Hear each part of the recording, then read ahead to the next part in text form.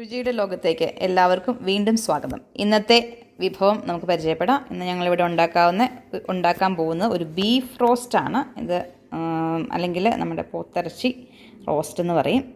നമുക്ക് എല്ലാവർക്കും ഒത്തിരി ഇഷ്ടമുള്ള ഒരു വിഭവമാണിതിവിടെ. എല്ലാവർക്കും ഭയങ്കര ഇഷ്ടമാണ്. അപ്പം മമ്മിയോട് പറഞ്ഞപ്പോൾ മമ്മി പറഞ്ഞു എന്നാൽ ഓക്കെ, ഇന്ന് നമുക്കെന്നാൽ ബീഫ് ഉണ്ടാക്കാം, റോസ്റ്റ് ഉണ്ടാക്കാമെന്ന് പറഞ്ഞു. അപ്പോൾ അതുകൊണ്ടുള്ള സാധനങ്ങളൊക്കെ ഇവിടെ റെഡി ആയിട്ടുണ്ട്. എന്നൊക്കെ ഇൻഗ്രീഡിയൻസ് നോക്കാം. അപ്പോൾ അതിന് തന്നെ നമ്മൾ ഏകദേശം 2 കിലോ പോത്തിറച്ചി നല്ലതായിട്ട് കഴുകി, ഉപ്പിട്ടൊക്കെ കഴുകി, പല പ്രാവശ്യം കഴുകി വൃത്തിയാക്കിയതാണ്. ചോരയുടെ അംശം ഒട്ടും ഇല്ലാത്തതാണ്. നല്ല ഫ്രഷ് ബീഫാണ്. അപ്പോൾ അത് നമ്മൾ കഴുകി വൃത്തിയാക്കി. മമ്മി ഇത് മാരിനേറ്റ് ചെയ്തിട്ടുണ്ട്. ഏകദേശം 1 table spoon garam masala, 1 table spoon pepper powder, 1 teaspoon മഞ്ഞൾപ്പൊടി, പിന്നെ ആവശ്യത്തിന് ഉപ്പ് എന്നിവയിട്ട് മാരിനേറ്റ് ചെയ്ത് വെച്ചു. ഇത് ഏകദേശം ഒരു 3 മണിക്കൂർ നമ്മൾ മാരിനേറ്റ് ചെയ്തിട്ടുണ്ട്. അപ്പോൾ അതാണ് അതിൻ്റെ മെയിൻ ഇൻഗ്രീഡിയൻറ്റ്. അത് നമ്മളിവിടെ ആദ്യം കണ്ടു കഴിഞ്ഞു. നമുക്ക് ബാക്കി ഇൻഗ്രീഡിയൻസ് എന്നൊക്കെയാണ് നോക്കാം. അപ്പോൾ അതിന് വേണ്ടിയിട്ട് ആവശ്യത്തിന് ഇഞ്ചി ചോപ്പ് ചെയ്ത് വെച്ചേക്കുന്നു.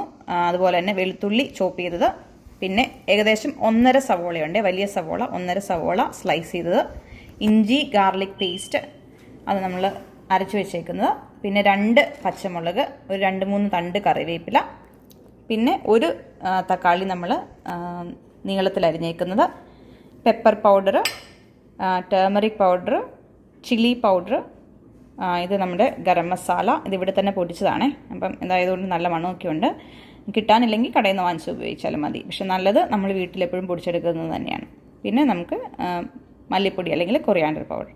അപ്പോൾ ഇത്രയാണ് ഇൻഗ്രീഡിയൻസ്. പിന്നെ ഉപ്പും ഓയിലും ഓഫ് കോഴ്സ് വേണം. അപ്പോൾ അതുകൊണ്ട് പിന്നെ നമുക്കിതെങ്ങനെയാണ് കുക്ക് ചെയ്യുന്നതെന്ന് നോക്കാം. അപ്പോൾ നമ്മുടെ ബീഫ് റോസ്റ്റ് നമുക്കിവിടെ ഉണ്ടാക്കാൻ തുടങ്ങാം. അപ്പോൾ അതിന് വേണ്ടിയിട്ട് അടികട്ടിയുള്ളൊരു പാത്രം നമ്മൾ ഫ്ലെയിമൊക്കെ ഓൺ ചെയ്ത് ഇവിടെ വെച്ചിട്ടുണ്ട്.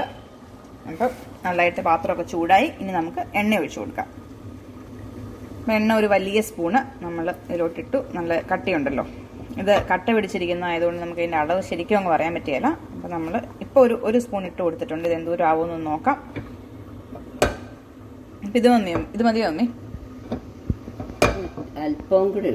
ഓക്കെ, അപ്പം അല്പം കൂടെ വേണമെന്നാണ് പറഞ്ഞേക്കുന്നത്. അപ്പോൾ സവോള വെള്ളാനായിട്ട് കുറച്ചും കൂടെ വേണമെന്ന് പറഞ്ഞാൽ അപ്പോൾ അതനുസരിച്ച് നമ്മൾ ഒരു 1.5 സ്പൂണ് എന്ന് പറയാം. കാരണം ഇത് കട്ട പിടിച്ചായിരിക്കുന്നതുകൊണ്ട് ഇത് കറക്റ്റ് എമൗണ്ട് പറയാൻ പറ്റില്ല. ഒഴിച്ച് വരുമ്പോഴേക്കും ഒരു 3 സ്പൂണെങ്കിലും ഉണ്ട്. ഇത് 3 സ്പൂണ് എണ്ണ നമ്മൾ കോക്കനട്ട് ഓയിലാണ് നമ്മൾ ഉപയോഗിച്ചേക്കണേ. അത് നമ്മൾ ഒഴിച്ചു. നന്നായിട്ടൊന്ന് ചൂടായി വരണം. നല്ല ചൂടായ പാത്രം കേട്ടോ, അതുകൊണ്ട് ഓൾറെഡി ഇത് നല്ലതായിട്ട് തന്നെ അത്യാവശ്യം നന്നായിട്ട് ചൂടായിട്ടുണ്ട്. അപ്പോൾ എണ്ണ നന്നായിട്ട് ചൂടായി കഴിഞ്ഞാൽ പിന്നെ നമുക്ക് ഇതിലോട്ട് ഓരോരോ ഇൻഗ്രീഡിയൻസ് ആയിട്ട് ഇട്ട് കൊടുക്കാം. അപ്പോൾ എണ്ണ ഒരുവിധം ചൂടായെന്ന് തോന്നല്ലോ അമ്മേ? ഓക്കെ, അപ്പോൾ എണ്ണ ചൂടായി. നമുക്ക് ആദ്യത്തെ ഇൻഗ്രീഡിയൻറ്റ് ഇട്ട് കൊടുക്കാം.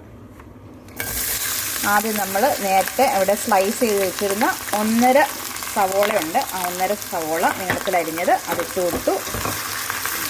അപ്പോൾ നമ്മൾ മീഡിയം ഫ്ലെയിമിലാണ് ഇത് വെച്ചേക്കുന്നത്. അപ്പോൾ മീഡിയം ഫ്ലെയിമിൽ വെച്ച് നമ്മൾ എല്ലാ കുക്കിങ്ങും തന്നെ മീഡിയം ഫ്ലെയിം അല്ലെങ്കിൽ ലോ ഫ്ലെയിമിൽ കുക്ക് ചെയ്യുന്നത് നല്ലത്. നമ്മൾ ഒത്തിരി ചൂടിൽ കുക്ക് ചെയ്തിട്ടുണ്ടോ ഒന്നാമത്തെ കാര്യം എന്ന് പറഞ്ഞാൽ കരിഞ്ഞു പിടിക്കും, അത് നമുക്ക് ആവശ്യമില്ലല്ലോ. പിന്നെ രണ്ടാമത്തെ കാര്യം എന്ന് പറഞ്ഞാൽ ഒത്തിരി ഹൈ ഫ്ലെയിമിൽ കുക്ക് ചെയ്യുമ്പം നമ്മുടെ ഫുഡിൻ്റെ സ്ട്രക്ചറൊക്കെ മാറിപ്പോകുന്നതാണ് ന്യൂട്രീഷനിസ്റ്റ് ഒക്കെ പറയുന്നത്. അപ്പോൾ അതുകൊണ്ട് തന്നെ പ്രത്യേകിച്ച് ഫാറ്റി ഫുഡ്സൊക്കെ കുക്ക് ചെയ്യുമ്പോൾ അത് നമുക്ക് പോയിസണസ് ആയി മാറാനുള്ള സാധ്യതയുണ്ട്. അപ്പോൾ അതുകൊണ്ട് മീഡിയം ഫ്ലെയിമിലല്ലേ ലോ ഫ്ലെയിമിലെല്ലാം കുക്ക് ചെയ്തെടുക്കുന്നതാണ് എപ്പോഴും നല്ലത്. സമയമെടുത്ത് വേവിക്കുക.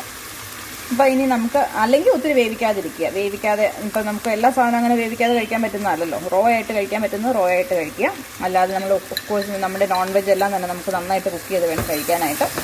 അപ്പോൾ അതുകൊണ്ട് മീഡിയം ഫ്ലെയിമിൽ വെച്ച് നമുക്കിത് വേവിക്കാം. ആദ്യം നമ്മൾ സവോള ഇട്ട് കൊടുത്തു. ഇനി നമ്മൾ തന്നെ ഇട്ട് കൊടുക്കുന്നത് വെളുത്തുള്ളി. ഓക്കെ, അപ്പോൾ നമുക്കിനി അടുത്തതായിട്ട് വെളുത്തുള്ളി ചെറുതായിട്ട് അരിഞ്ഞേക്കുന്നത് ഇട്ട് കൊടുക്കാം. അത് നമ്മൾ ഏകദേശം ഒരു 2 സ്പൂണ്, ഓക്കെ 3 സ്പൂണ് വെളുത്തുള്ളിയാണ് നമ്മൾ ഇട്ട് കൊടുത്തേക്കുന്നത്. വെളുത്തുള്ളി ഇട്ട് കൊടുത്തു. ഇനി നമ്മൾ അടുത്തതായിട്ട് ഇഞ്ചി ഇടാൻ പോവുകയാണേ. ഇഞ്ചി എന്തോരം ഇടുന്നത് നോക്കാം. 1 സ്പൂൺ ഇട്ട് കഴിഞ്ഞു. ഓക്കെ, അപ്പോൾ 2 സ്പൂണ് ചോപ്പ് ചെയ്ത് വെച്ചിരിക്കുന്ന ഇഞ്ചി അത്രയും നമ്മൾ ഇട്ട് കൊടുത്തേ. അതൊന്ന് മിക്സ് ചെയ്യുക. ലോ ഫ്ലെയിം വെച്ചേക്കുന്നതുകൊണ്ട് അത് എന്തായാലും കരിഞ്ഞൊന്നും പോവുകയില്ല. ഇനി നമ്മൾ അടുത്ത് ഇടാൻ പോകുന്നത് പച്ചമുളകാണ്. പച്ചമുളക് നമ്മൾ നേരത്തെ 2 എണ്ണം ഇവിടെ കീറി വെച്ചിട്ടുണ്ടായിരുന്നു. അപ്പോൾ അത് 2 എണ്ണം കൂടി ഇട്ട് കൊടുത്തു. ഇനി നമുക്ക് കറിവേപ്പില ഇടാം. അപ്പോൾ കറിവേപ്പില ഒരു 3 തണ്ട് കറിവേപ്പിലയുണ്ട്. അപ്പോൾ ഇവിടെ കറിവേപ്പിലയ്ക്ക് ഇച്ചിരി ക്ഷാമമാണ്, അതുകൊണ്ട് ഞങ്ങൾ കുറച്ചേ ഇടുന്നുള്ളൂ. അപ്പം നമുക്ക് ആവശ്യത്തിന് ഇടാം കേട്ടോ. കറിവേപ്പില കറിക്കൊക്കെ നല്ലൊരു ഫ്ലേവറും നല്ലൊരു മണവും നല്ലൊരു ടേസ്റ്റും കിട്ടും. ഇപ്പോൾ കറിവേപ്പില ഇഷ്ടമുള്ളവർ, ഇവിടെ ഞങ്ങൾക്ക് കറിവേപ്പില ഒത്തിരി ഇഷ്ടം, പക്ഷേ കിട്ടാനില്ലാത്തതുകൊണ്ട് കുറച്ചേ ഇടുന്നുള്ളൂ. 3 തണ്ട് കറിവേപ്പില ഇട്ടു. ഇളക്കി കൊടുക്കുക. ആവശ്യത്തിന് ഉപ്പ് ചേർത്ത് കൊടുക്കാം. ഉപ്പ് ചേർത്ത് കൊടുക്കുന്നത് സവോളയ്ക്കും ഇത്രയും ഇൻഗ്രീഡിയൻസിനുള്ള ആവശ്യത്തിനുള്ള ഉപ്പ് ഇട്ട് കൊടുക്കുന്നു. പിന്നെ അതുപോലെ തന്നെ സവോള പെട്ടെന്ന് വഴന്ന് കിട്ടാനായിട്ട് ഉപ്പിടുന്നത് നല്ലതായിരിക്കും. അപ്പോൾ ഉപ്പും കൂടി ഇട്ട് നമുക്കിതൊന്ന് നല്ലതായിട്ട് മിക്സ് ചെയ്ത് കൊടുക്കാം. ഇത് നന്നായിട്ടൊന്ന് വഴകിയിട്ട് ഇത് നന്നായിട്ട് വഴകേണ്ട ആവശ്യമുണ്ടോ? ഗോൾഡൻ ബ്രൗൺ ആവണോ? ഓക്കെ. അപ്പോൾ നല്ലതായിട്ട് ഗോൾഡൻ ബ്രൗൺ കളർ വരെ ആവുന്നത് വരെ വെയിറ്റ് ചെയ്യേണ്ട. അപ്പോൾ അതിന് മുമ്പേ നമുക്ക് ബാക്കി പൊടികളൊക്കെ നമ്മുടെ മസാലകളൊക്കെ ആഡ് ചെയ്ത് കൊടുക്കാനാണ് മമ്മി പറഞ്ഞേക്കുന്നത്. അപ്പോൾ ഇതൊന്ന് കുറച്ച് എന്തായാലും വഴന്നെടുക്കണമല്ലോ. അപ്പോൾ ഇതിൻ്റെ പച്ചമണമൊക്കെ ഒന്ന് മാറി ഇത് നല്ലതായിട്ടൊന്ന് വെന്തെടുക്കട്ടെ. അപ്പോൾ അതുവരെ നമുക്കൊന്ന് വെയിറ്റ് ചെയ്യാം. ഇപ്പം നമ്മുടെ സവോള ഏകദേശം ആയിട്ടുണ്ടെന്നാണ് മമ്മി പറഞ്ഞത്. സവോള, ഇഞ്ചിയും വെളുത്തുള്ളി, പച്ചമുളകും കറിവേപ്പിലയും കൂടി ഇട്ടത്. അപ്പോൾ ഇനി നമുക്ക് ബാക്കി പൊടികൾ ആഡ് ചെയ്ത് തുടങ്ങാം. അപ്പോൾ ശരിക്കും ഗോൾഡൻ ബ്രൗൺ ആയിട്ടില്ല, എന്നാലും അത്യാവശ്യം വഴന്നിട്ടുണ്ട്. ഉപ്പിട്ട് കൊടുത്തതാണ്. ഇനി നമുക്കിതിലോട്ട് ഓരോരോ പൊടികൾ ഇട്ട് തുടങ്ങാൻ പോകുകയെന്നാണ് മമ്മി പറഞ്ഞത്. അപ്പോൾ ആദ്യം നമ്മൾ ഇടാൻ പോകുന്നത് മുളക് പൊടി അല്ലേ? ഓക്കെ. അപ്പോൾ മുളക് പൊടി 1 ടേബിൾ സ്പൂൺ ഇട്ടു. ഇനി എന്തോരം ഇടുന്നത് നോക്കട്ടെ. അപ്പോൾ നമ്മൾ ബാക്കി ഏകദേശം 1.5 ടേബിൾ സ്പൂൺ മുളക് പൊടി നമ്മൾ ഇട്ട് കൊടുത്തിട്ടുണ്ട്. നമ്മൾ റോസ്റ്റ് ഒന്നും ചെയ്തിട്ടില്ല. അപ്പം ഈ എണ്ണയിൽ കിടന്ന് ഇതൊന്ന് എണ്ണയിലൊന്ന് എണ്ണ തെളിഞ്ഞ് വരണം. അപ്പോൾ അതൊന്ന് മിക്സ് ചെയ്ത് കൊടുക്കാം. അപ്പോൾ അതൊന്ന് മിക്സ് ചെയ്ത് കൊടുക്കട്ടെ. അത് കഴിയുമ്പോൾ നമുക്ക് ഒന്ന് നന്നായിട്ട് മിക്സായി കഴിയുമ്പോൾ അടുത്ത പൊടി ഇട്ട് തുടങ്ങാം. അപ്പോൾ നന്നായിട്ട് മിക്സ് ചെയ്യുകയാണ്. എണ്ണയിൽ കിടന്ന് നമ്മുടെ സവോളയും മുളക് പൊടിയും വെളുത്തുള്ളി, ഇഞ്ചി, പച്ചമുളകും പിന്നെ കറിവേപ്പിലയും കൂടെ നല്ലതായിട്ട് വഴലുന്നു. ഇനി നമുക്ക് അടുത്ത പൊടി ഇട്ട് കൊടുക്കാം. അപ്പോൾ അടുത്ത പൊടി എന്ന് പറയുമ്പോൾ നമ്മളിനി ഇടാൻ പോകുന്നത് തന്നെ മമ്മി? മല്ലിപ്പൊടി. ഓക്കെ. മല്ലിപ്പൊടി നമ്മൾ 1 ടേബിൾ സ്പൂൺ ഇപ്പോൾ ഓൾറെഡി ഇട്ട് കൊടുത്തു മമ്മി. ഓക്കെ. 2 ടേബിൾ സ്പൂൺ മല്ലിപ്പൊടിയാണ് നമ്മൾ ഇതിന് ആഡ് ചെയ്യുന്നത്. അപ്പം നേരത്തെ മുളക് പൊടി 1.5 ടേബിൾ സ്പൂൺ ആയിരുന്നേ. അപ്പോൾ ഇത് 2 ടേബിൾ സ്പൂൺ മല്ലിപ്പൊടി ഇട്ട് കൊടുത്തു. അപ്പോൾ അതൊന്ന് നന്നായിട്ട് മിക്സ് ആവട്ടെ. മിക്സ് ആയിക്കൊണ്ടിരിക്കുകയാണ്. നമ്മൾ ലോ ഫ്ലെയിമിൽ വെച്ചാണ് ഇതിനെ പടി പിടിക്കാതെ ശ്രദ്ധിച്ച് ഇളക്കുക. ലോ ഫ്ലെയിമിൽ അല്ലെങ്കിൽ മീഡിയം ഫ്ലെയിമിലാണെങ്കിലും കുഴപ്പമില്ല എന്നാണ് പറഞ്ഞത്. അടി പിടിക്കാതിരിക്കുക എന്നുള്ളതാണ് മെയിനായിട്ട് ശ്രദ്ധിക്കേണ്ട കാര്യം. നോൺ സ്റ്റിക്ക് പാനാണ് നമ്മൾ യൂസ് ചെയ്യുന്നത്. അപ്പോൾ അതുകൊണ്ട് പ്രത്യേകിച്ച് ശ്രദ്ധിക്കേണ്ടതാണ്. ഇനി നമ്മളിതിലോട്ട് ആഡ് ചെയ്യാൻ പോകുന്നത് ഗരം മസാല അല്ലേ? ഗരം മസാല.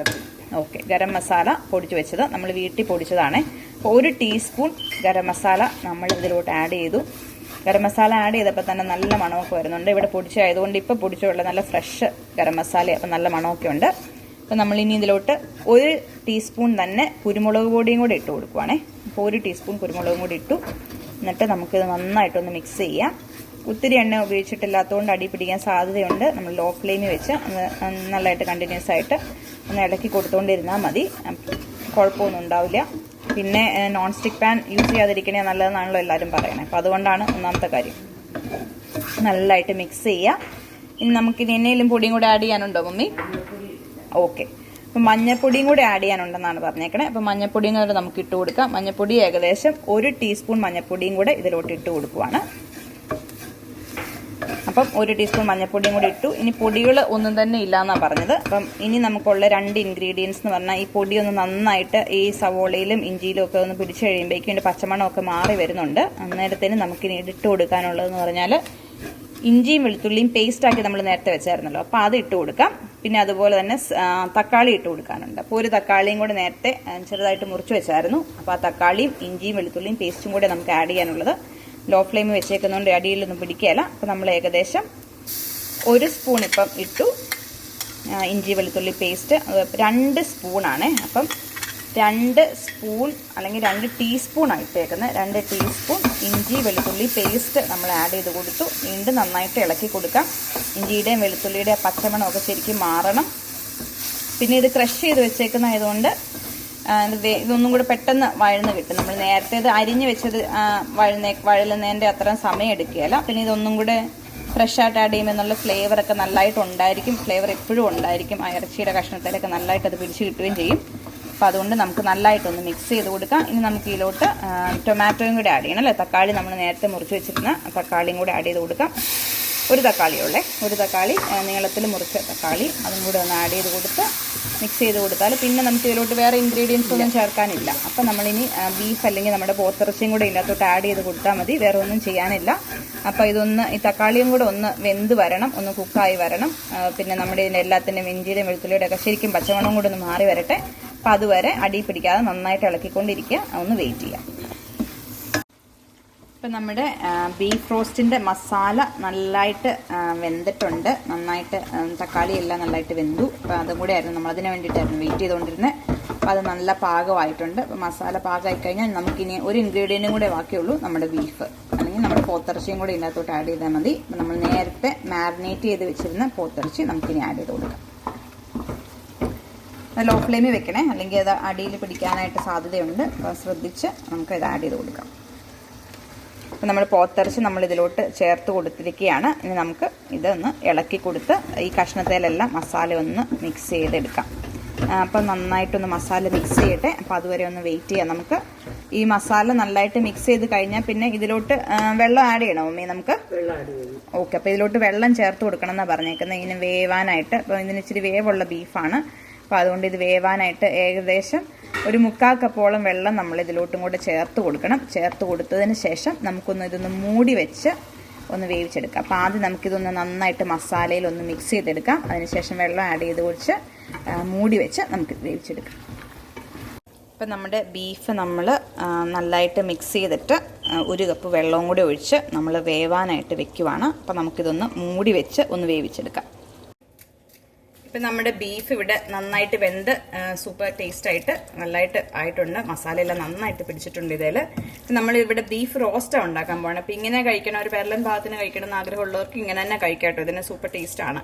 നമ്മളിവിടെ റോസ്റ്റാണ് ഉണ്ടാക്കാൻ പോകുന്നത്. അപ്പോൾ അതിന് വേണ്ടിയിട്ട് ഇവിടെ വലിയൊരു പാൻ നമ്മൾ ഫ്ലെയിം ഓൺ ചെയ്ത് വെച്ചു. അതിലോട്ട് ആവശ്യത്തിന് കുറച്ച് കോക്കനട്ട് ഓയിൽ ഒഴിച്ചിട്ടുള്ളൂ. 1 ടേബിൾ സ്പൂൺ ടേബിൾ സ്പൂൺ നമ്മൾ ഒഴിച്ചിട്ടുള്ളൂ ഓയിൽ. അപ്പോൾ അത്രയും ഒഴിച്ച് നമ്മളൊന്ന് ഈ പാത്രം ഒന്ന് ചൂടാക്കാനായിട്ട് വെച്ചേക്കുവാണ്. ഇത്രയേ ഉള്ളൂ കേട്ടോ. അപ്പോൾ അത് കഴിയുമ്പോൾ നമുക്ക് ഇതിലോട്ട് ബാക്കി ഇൻഗ്രീഡിയൻസ് ആഡ് ചെയ്ത് അതിലോട്ട് നമുക്ക് ബീഫ് ഇട്ട് നമുക്കൊന്ന് ഇളക്കിയെടുത്ത് റോസ്റ്റാക്കി എടുക്കാം. അപ്പോൾ എണ്ണ ഒന്ന് ചൂടാവട്ടെ. അത് കഴിയുമ്പോൾ നമുക്ക് ഇൻഗ്രീഡിയൻസ് ആഡ് ചെയ്ത് കൊടുക്കാം. അപ്പോൾ എണ്ണ നല്ലതായിട്ട് ചൂടായി. നമുക്കിനി ഇതിലോട്ട് കടുക് ഇട്ട് കൊടുക്കാം. എണ്ണ നല്ലതായിട്ട് ചൂടായതുകൊണ്ട് കടുക് അപ്പം തന്നെ പൊട്ടണം കേട്ടോ. നന്നായിട്ട് എണ്ണ ചൂടായിട്ട് വേണം കടുക് ഇട്ട് കൊടുക്കാനായിട്ട്, അപ്പോഴാണ് പൊട്ടി കിട്ടുള്ളൂ. അപ്പോൾ കടുക് ഒന്ന് പൊട്ടിട്ട് കടുക് പൊട്ടുമ്പോൾ നമുക്ക് അടുത്ത ഇൻഗ്രീഡിയൻസ് ഇട്ട് കൊടുക്കാം. നമുക്ക് ഇതിന് വേണ്ടിയിട്ട് റോസ്റ്റ് ചെയ്യാനായിട്ട് നമ്മൾ ആവശ്യത്തിന് സവോളയ്ക്ക് ഇട്ട കൊടുത്താട്ടോ നമ്മൾ ഓൾറെഡി ഇത് ബീഫ് ഉണ്ടാക്കിയിരിക്കണം. അപ്പോൾ നമ്മളിനി ഇട്ട് കൊടുക്കാൻ പോകണമെന്ന് പറഞ്ഞാൽ ആദ്യം തന്നെ കുറച്ച് ചുവന്നുള്ളിയാണ്.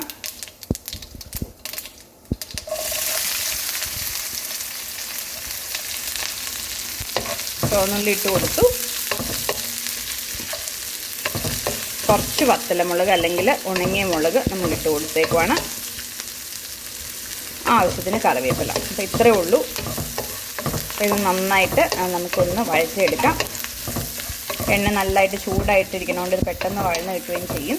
നമ്മൾ നേരത്തെ ബീഫ് നമ്മൾ ഇത് പെരലനുണ്ടാക്കിയപ്പോൾ തന്നെ ആവശ്യത്തിന് സവോള ഇട്ട് കൊടുത്തേക്കുന്നതുകൊണ്ട് റോസ്റ്റ് ചെയ്യാനായിട്ട് കുറച്ച് ചുവന്നമുളക് മതിയേ. പിന്നെ ആവശ്യത്തിന് എരിവൊക്കെ നന്നായിട്ടുണ്ട്. അപ്പോൾ കുറച്ച് വത്തലമുളകാണല്ലോ, അത് കീറി ഇട്ടില്ലെങ്കിലും കുഴപ്പമൊന്നുമില്ല. ആവശ്യത്തിന് എരിവുണ്ട് ഇപ്പോൾ ഇതിന്. പിന്നെ സവോള നമ്മൾ ഓൾറെഡി ആഡ് ചെയ്തതാണല്ലോ. പിന്നെ കറിവേപ്പില, അത്രയേ ഉള്ളൂ. ഇനി വേണമെങ്കിൽ ഉപ്പ് നമ്മൾ ടേസ്റ്റ് ചെയ്ത് നോക്കിയിട്ട് ഉപ്പ് കുറവാണെങ്കിൽ ഉപ്പ് ഇപ്പോൾ ആഡ് ചെയ്യാം. അപ്പോൾ ഇപ്പോൾ ഉപ്പ് പാകത്തിനുണ്ടാവുന്നു, ഞങ്ങളിവിടെ ഉപ്പ് ആഡ് ചെയ്ത് കൊടുക്കുന്നില്ല. ഇനി നമ്മൾ ഇതിലോട്ട് ആഡ് ചെയ്യാൻ പോകണമെന്ന് പറഞ്ഞിട്ടുണ്ടെങ്കിൽ ഇനി എന്നാ മമ്മി മസാല വല്ലതും നമ്മളിനി ചേർത്ത് കൊടുക്കുന്നുണ്ടോ? അല്പം മസാല കൂടി നമ്മൾ ചേർത്ത് കൊടുക്കേണ്ടെന്നാണ് പറഞ്ഞത്. അപ്പം നമ്മൾ അല്പം മീറ്റ് മസാല ഇതിലോട്ട് ആഡ് ചെയ്ത് കൊടുക്കാം. നമ്മൾ വീട്ടിൽ തന്നെ ഉണ്ടാക്കുന്ന മീറ്റ് മസാലയാണെങ്കിൽ നല്ലതാണ്. മീറ്റ് മസാല അത് അവൈലബിൾ ആയിട്ടില്ലാത്തവരാണെങ്കിൽ നമുക്ക് കടയിൽ നിന്ന് വാങ്ങിച്ച പല പല ബ്രാൻഡിൻ്റെ മസാല ഉണ്ട്, കിച്ചൺ ട്രഷേഴ്സിൻ്റെയോ ഏതിൻ്റെ ആണെങ്കിലും കുഴപ്പമില്ല കേട്ടോ. അത് നമുക്ക് ഇട്ട് കൊടുക്കാം. അപ്പോൾ ഇതൊന്ന് വഴന്ന് വരട്ടെ. ഇത് വഴന്ന് വരുമ്പോഴേക്കും നമുക്ക് പൊടി ഇട്ട് കൊടുക്കാം. അപ്പം നമ്മൾ ഇതായിട്ടുണ്ട്. ഇനി ഇതിലോട്ട് നമ്മൾ മസാല ആഡ് ചെയ്ത് കൊടുക്കുകയാണ്. അപ്പോൾ മസാല നമ്മൾ ഏകദേശം 2 ടീസ്പൂൺ മീറ്റ് മസാല നമ്മൾ ഇതിലോട്ട് ആഡ് ചെയ്തിട്ടുണ്ട്. എന്നിട്ട് നമുക്ക് ഇതൊന്ന് നന്നായിട്ട് ഇളക്കി കൊടുക്കാം. അപ്പം നമ്മുടെ മസാല ശരിക്കും മൂത്തിട്ടുണ്ട്, റെഡി ആയിട്ടുണ്ട്. ഇനി നമുക്ക് ഇതിലോട്ട് ബീഫ്, നമ്മൾ വേവിച്ച് വെച്ചിരിക്കുന്ന ബീഫ് ഇതിലോട്ട് ആഡ് ചെയ്ത് കൊടുക്കാം. ഓൾറെഡി നല്ലൊരു പരലൻ പരുവത്തിലാട്ടോ അതിരിക്കുന്നത്, നല്ല ടേസ്റ്റും ഉണ്ട്. ഇനി നമ്മൾ ജസ്റ്റ് ഒന്ന് കുറച്ച് മീറ്റ് മസാലയും കൂടെ ആഡ് ചെയ്ത് അത് നോക്കാനായിട്ടുള്ള ഉള്ളിയും കറിവേപ്പിലേക്ക് ഒന്ന് ഇട്ട് കൊടുക്കുന്നത് മാത്രമേ ഉള്ളൂ. അപ്പോൾ നമ്മളൊന്ന് മിക്സ് ചെയ്ത് കൊടുക്കാം.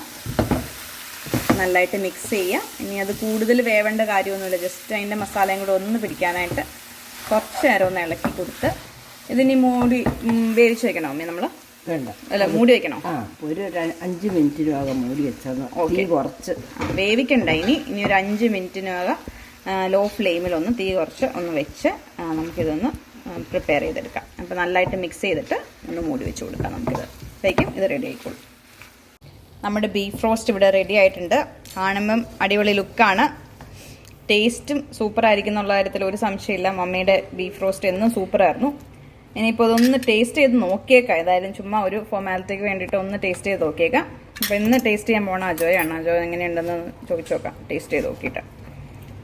മണമൊക്കെ എന്ന് പറഞ്ഞിട്ടുണ്ടെങ്കിലുണ്ടല്ലോ സൈക്കിളാ ടേസ്റ്റ് ചെയ്യാനായിട്ട്. ഞാനിവിടെ ആണെങ്കിൽ എങ്ങനെയുണ്ട് അജോ? നല്ല അടിപൊളിയാട്ടോ. അടിപൊളിയല്ലേ? സൂപ്പറാ. ഒരു സംശയമൊന്നും ഇല്ലായിരുന്നു, മമ്മി ഉണ്ടാക്കണേ എന്നും അടിപൊളി തന്നെയാണ്. എന്നാലും ചുമ്മാ ഒന്ന് ടേസ്റ്റ് ചെയ്ത് നോക്കിയെന്നുള്ളൂ. സൂപ്പർ ടേസ്റ്റാണെന്നാണ് അജോ പറഞ്ഞേക്കണേ.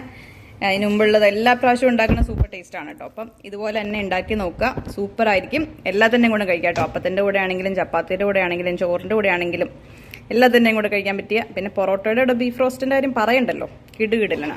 അപ്പോൾ എല്ലാവരും ഒന്ന് ഉണ്ടാക്കി നോക്കിയിട്ട് ഞങ്ങളെ ഒപ്പീനിയൻ അറിയിക്കുക. ഇനി നിങ്ങൾ ഉണ്ടാക്കിയത് അതിൻ്റെ ഫോട്ടോസൊക്കെ ഷെയർ ചെയ്യാൻ പറ്റുമായിരുന്നെങ്കിൽ നല്ലതായിരിക്കും കേട്ടോ. ഞങ്ങളുടെ വീഡിയോയുടെ അടിയിൽ ഒരു കമൻ്റായിട്ട് നിങ്ങളുടെ യൂട്യൂബ് വീഡിയോയോ അല്ലെങ്കിൽ നിങ്ങളുടെ റെസിപ്പിയോ അയക്കാൻ പറ്റുമായിരുന്നെങ്കിൽ അത് നല്ലതായിരിക്കും. നിങ്ങളുടെ ഫോട്ടോസ് ആണെങ്കിൽ അത് കാണുമ്പോൾ ഞങ്ങൾക്കൊരു സന്തോഷമാണല്ലോ. നിങ്ങൾ ഉണ്ടാക്കിയിട്ട് സക്സസ് ആയി എന്നറിയുമ്പോൾ ഞങ്ങൾക്കൊരു സന്തോഷമാണല്ലോ. അപ്പോൾ അതുകൊണ്ട് നിങ്ങൾ അതിൻ്റെ കമൻ്റായിട്ട് ഇടാൻ മറക്കരുത്. പിന്നെ ഞങ്ങളുടെ രുചിയുടെ ലോകം സബ്സ്ക്രൈബ് ചെയ്യുന്നതിൽ മറക്കരുത്. പിന്നെ അതുപോലെ നോട്ടിഫിക്കേഷൻ ഓണാക്കുക. അപ്പോൾ ഞങ്ങൾ പുതിയ വീഡിയോസ് ആഡ് ചെയ്യുമ്പോൾ അത് നിങ്ങൾക്ക് നോട്ടിഫിക്കേഷനായിട്ട് കിട്ടുന്നതായിരിക്കും. അപ്പം എല്ലാവർക്കും അടുത്ത വീഡിയോ ആയിട്ട് കാണുന്നത് വരെ നന്ദി, നമസ്കാരം.